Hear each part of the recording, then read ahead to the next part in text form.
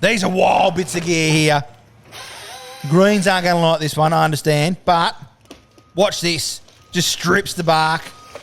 I've never seen one in life, like real life. But I've seen a few videos of these. It's fucking cool. Makes short work of the bark. And chops it off where it's supposed to be chopped off too. Very satisfying. I've liked this video so far. Satisfying. Oh, now that's cool. Oh! Wowee! Oh, that's cool. That is cool, that. That is some fucking very special engineering. Whoever's made that, fucking take a bow. Oh, that's cool. That's a crocodile bench or a crocodile table. How cool is that?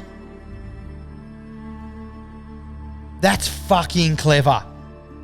Fuck, there's some clever people in the world.